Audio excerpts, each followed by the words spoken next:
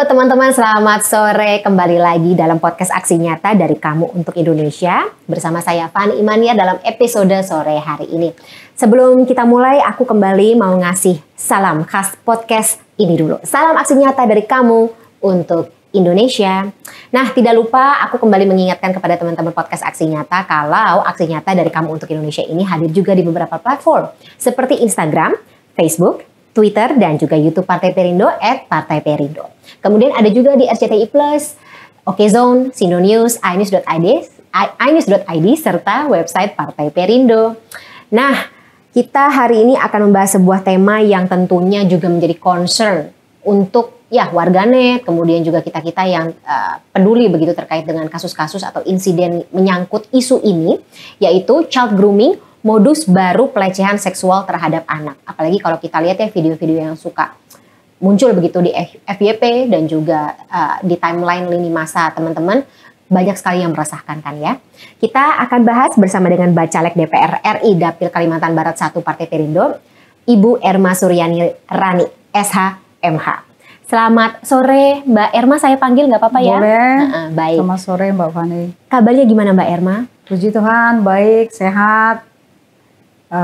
Cuma kami di Kalbar ini kan agak terkendala dengan karhutla ya. Jadi asapnya banyak sekali di kota Pontianak. Jadi jerbu kata kami sana tuh, debu sama bekas kebakaran hutan dan lahan. Ini sudah minggu ketiga ya. Mudah-mudahan bisa hujan di akhir Agustus ini agak menurunkan.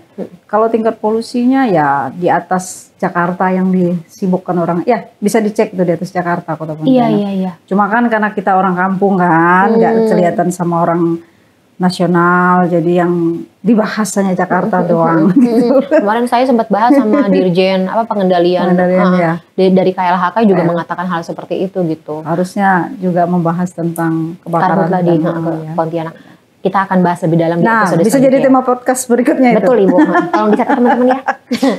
Baik, tapi kali ini kita bahas soal isu yang mungkin juga menjadi salah satu amunisi begitu bahan perjuangan Ibu ketika Ibu mencalonkan diri ya sebagai Bacalek DPR RI Dapil Kalimantan Barat 1 Partai Perindo ya Bu ya.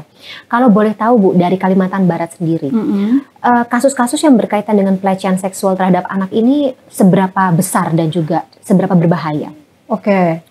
Kalau pelecehan dan kekerasan seksual terhadap anak di Kalimantan Barat itu sangat menonjol ya. Saya kasih contoh 2 minggu terakhir ini saya sedang ikut membantu dan memantau juga. Ada satu tenaga pendidik, anggota Komisi Pendidikan Kalimantan Barat, Dewan Pendidikan Kalimantan Barat. Dia salah satu tokoh agama. Kemudian dia melakukan percabulan terhadap anak di bawah umur, hamil, kemudian disuruh aborsi, kemudian aborsinya di Jakarta ini, lalu kemudian ketika baru selesai aborsi, terduga pelaku ini menurut pengakuan korban melakukan sodomi di Jakarta baru selesai. Iya, jadi kemudian dia dilaporkan, ditangkap, lalu atas jaminan karena dia ini tokoh agama, mohon maaf ya, pendeta pendeta. Orang tuanya juga pendeta yang cukup terkenal di Kalimantan Barat. Lalu kemudian Polresta Pontianak minta dibebaskan, mengizinkan untuk tahanan luar. Lalu kemudian saya mendapat laporan itu, saya meributkannya lah dan meminta tolong ke teman-teman saya yang masih di Komisi 3 dan sekarang sudah ditahan orang itu. Nah, sebelumnya ada ustadz juga di kampung asal saya di Ketapang, itu juga sudah divonis 18 tahun penjara melakukan pelecehan terhadap anak-anak pesantren dia. Ada 7 orang. Nah, jadi kasus ada juga yang baru diselamatkan oleh Komisi Perlindungan Anak Daerah. Itu 2 orang kakak beradik menjadi korban pelecehan seksual oleh ayahnya selama 5 tahun. Jadi sejak SD. SD kelas 4 kelas 5. Jadi kalau kita bilang ini sangat berbahaya sekali. Yang kalau di Kalimantan Barat ya. Ini kan kalau yang kita tahu ini kan pasti dia kayak gunung es yang tidak dilaporkan dan tidak ketahuan kan pasti jauh lebih banyak ya. Jadi menurut saya perbincangan tentang isu ini mestinya jauh lebih kenceng ya dibanding, mohon maaf ya, bukan berarti saya menegasikan isu-isu korupsi apa segala macam, tapi ini benar korban begitu banyak. Apalagi anak-anak ya Bu ya. Dan orang kan menganggap, dan ini kalau kasus-kasus kayak gini kan problemnya biasanya dilakukan oleh keluarga terdekat atau orang yang mempunyai relasi kuasa ya. Misalnya kayak yang saya sebut awal itu, dia tokoh pendidikan, pendeta, punya sekolah, ini kan masih siswanya dia gitu. Jadi semua relasi kuasa dia punya. Mau melapor kan takut kan. Nah itu kejadian juga. Nah di Ketapang juga, yang di kampung saya yang saya bilang ada ustadz, ada juga pendeta. Itu juga kejadiannya. Tapi tahun lalu ini dia sama anak-anaknya melakukan percabulan terhadap jemaatnya berdua. Nah ini apa saya bilang ya, lampu merah lah ya. Kita udah punya undang-undang darurat undang-undang tentang kekerasan seksual itu kan, kalau menurut undang-undang itu kan ada kekerasan fisik dan psikis macam-macam ya. Dan itu ya saya bilang perkembangan paling bagus lah ya dari sudut kita dari bidang legislasi, karena tidak dimungkinkan adanya restoratif justice di situ. Betul. Kecuali pelakunya anak ya. Kalau pelakunya anak jadi adalah restoratif justice. Nah itu menurut saya media juga wajib lah untuk terus menggaungkan ini, karena banyak juga kejadiannya begini Mbak, orang yang menjadi korban kekerasan dan kejahatan seksual ini lah ya, kekerasan seksual ini biasanya justru tidak dibela sama orang terdekatnya. Karena persoalannya begini, aib, datu ibunya lebih, kan biasanya kejadiannya kan ibu ini kan kalau anaknya dilecehkan, ibunya biasanya tergantung penghasilannya, pendapatannya tidak dari pelakunya ya. Jadi apakah itu bapak kandung atau bapak tiri, jadi kadang anaknya yang disalahkan. Nah ini menurut saya kita harus memberi perhatian lebih lah. Kalau kita di Perindo kan saya sangat bangga kita punya RPA ya, dan saya tahu persis mereka ngedampinginya serius ya di daerah Jawa lah khususnya. Nah saya melihat ini suatu kelebihan lah di Partai Perindo ini, isu yang dianggap sebagai, kan banyak orang isu paling seksi di politik apa? Korupsi. Nah, kan kalau isu kejahatan seksual tidak seksi, tapi dampaknya banyak. Dari kita di Perindo ini bahkan ada relawannya khusus untuk ngurusin ini. Menurut saya ini salah satu kelebihan Partai Perindo. Dan tidak hanya pendampingan hukum ya Bu, tapi juga pendampingan secara psikologis. Betul. Karena kalau pendampingan hukum, orang dihukum selesai, ini korbannya mau diapain? Kalau untuk undang-undang TPKS kan korbannya itu berhak untuk mendapatkan ganti rugi ya. Harus bisa penegak hukum ini kan dengan undang-undang TPKS mereka harus bisa mensinkronkan antara pidana sama denda. Karena misalnya tindak pidana paling tinggi untuk kekerasan fisik itu kan ancamannya 12 tahun plus denda 300 juta yang harus dibayar oleh pelaku itu. Nah, jadi ini menurut saya yang harus kita juga sering gaungkan ke masyarakat supaya masyarakat juga tahu bahwa kita itu ada kelebihannya lah di Partai Perindo untuk isu-isu yang menurut orang ya tidak keren gitu lah ya, tidak mengangkat nama, tidak seksi gitu. Tapi kan dampak kerusakan yang dialami orang itu luar biasa. Nah, jadi ini yang juga jadi pertanyaan begitu Bu, ketika kita sudah punya undang-undang atau aturan hukumnya, tapi masih banyak gitu pelaku yang berkeliaran, atau bahkan tadi kata Ibu di Kalimantan Barat sendiri tampaknya hukum terkesan permisif begitu terhadap para pelaku ini yang notabene punya nama dan juga punya kedudukan begitu di mata masyarakat. Gimana cara kita untuk bisa meniadakan perspektif seperti itu, kemudian juga tentunya ya supaya masyarakat ini lebih berpihak kepada korban gitu, alih-alih takut untuk menyuarakan ini.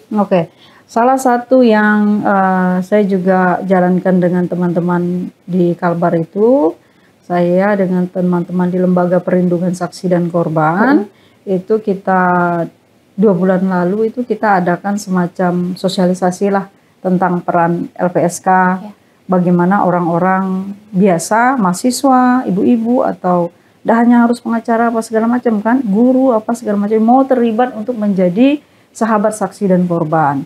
Jadi kan kita tidak pernah tahu siapa korban yang akan yang berani speak up ya.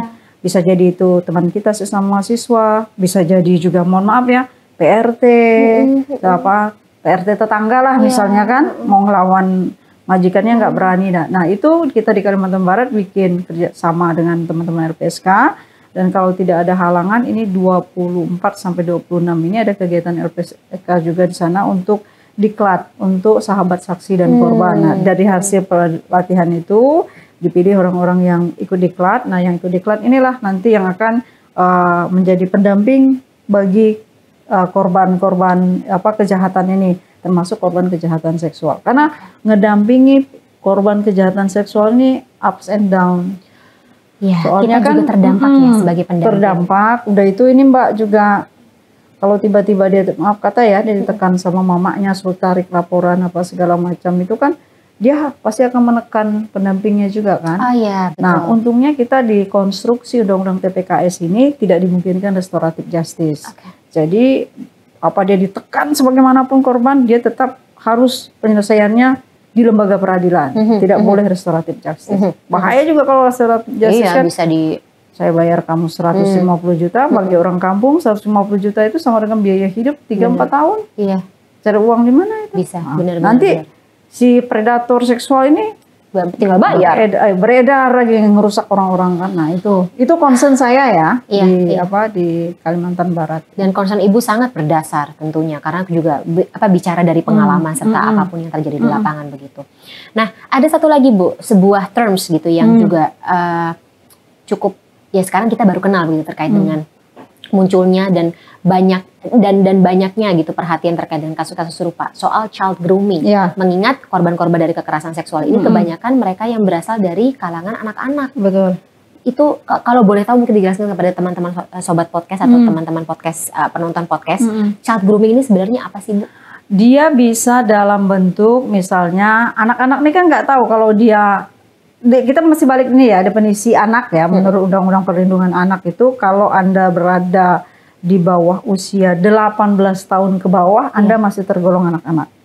Jadi ada orang-orang yang merasa bahwa ya tingkat kedewasaan fisik masing-masing orang kan berbeda-beda ya. Bisa jadi mohon maaf usia 11 tahun, 12 tahun sudah datang haid, sudah mimpi basah apa segala macam dan harus diingat bahwa jangan hanya berpikir kejahatan seksual itu akan akan dialami oleh anak-anak perempuan, anak-anak laki-laki juga banyak.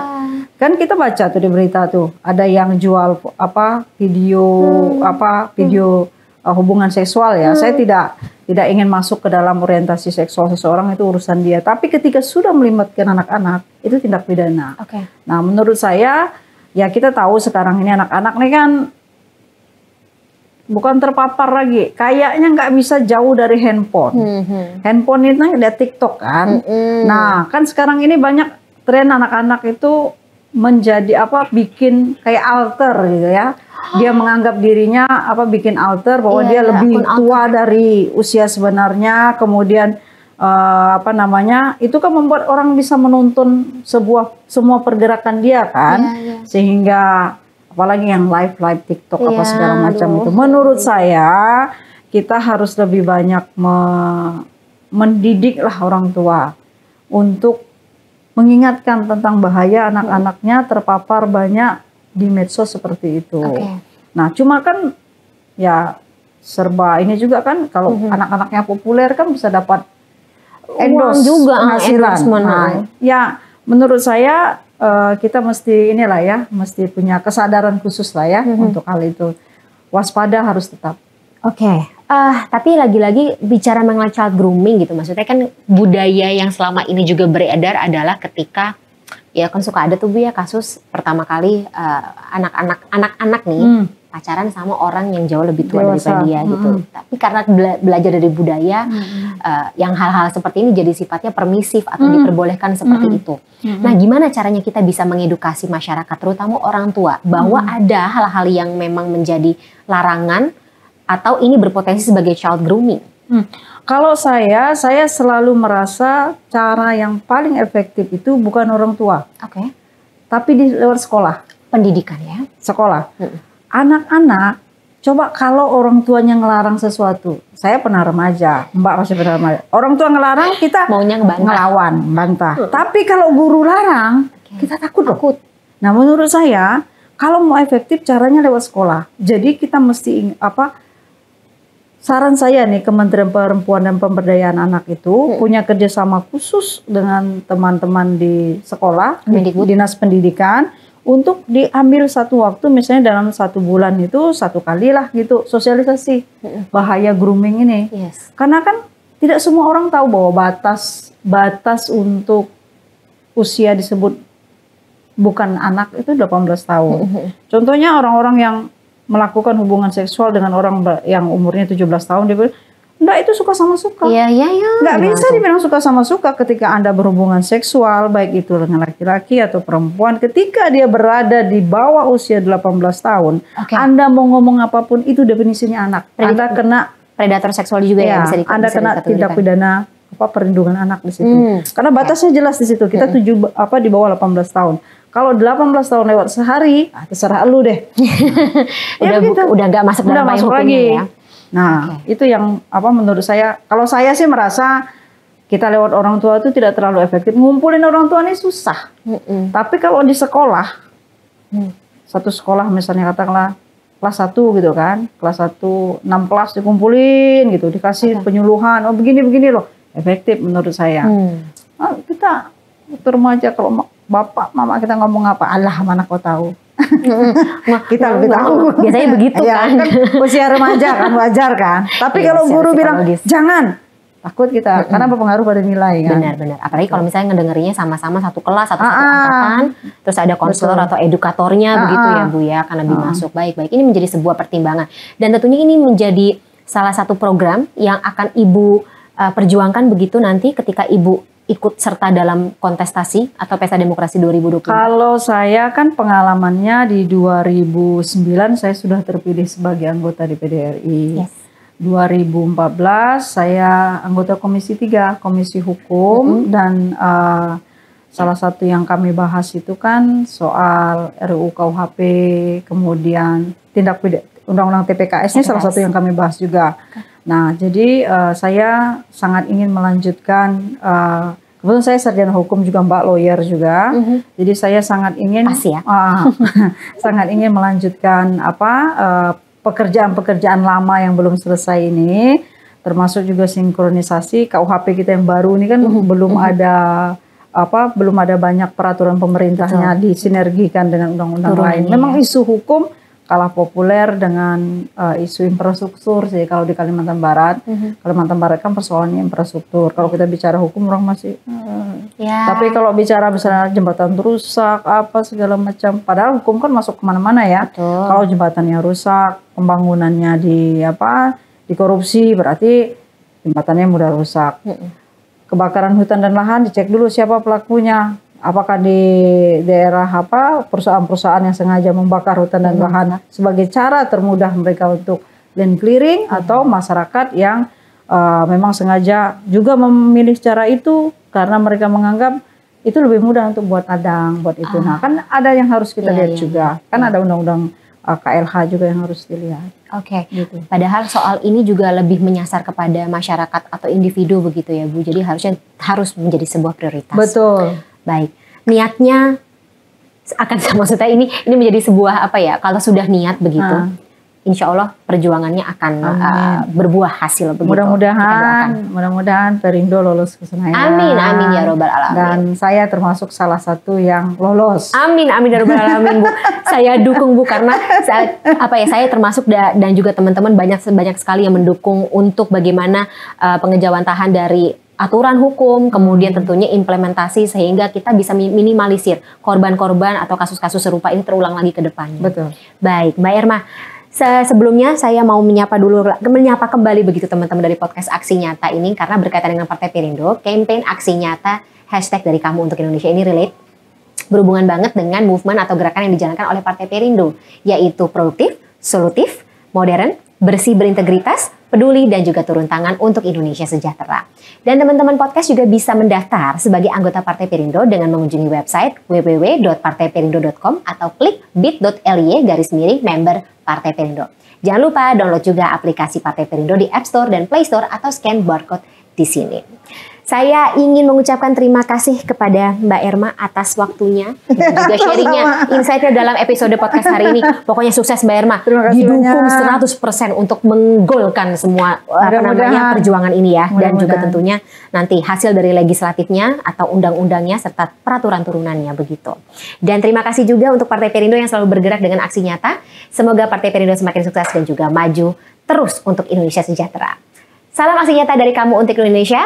Akhir kata saya Fani Maniar, kita ketemu lagi di lain kesempatan atau episode selanjutnya. Sehat-sehat selalu ya. Sampai jumpa, selamat sore. Marilah seluruh rakyat Indonesia, arahkan pandanganmu ke depan. Raihlah mimpimu bagi nusa bangsa, satukan tekad untuk masa depan. Pantang menyerah, itulah pedomanmu. Hentaskan kemiskinan cita-citamu, rintangan tak menggentarkan dirimu. Indonesia maju, sejahtera tujuanmu, nyalakan api semangat perjuangan.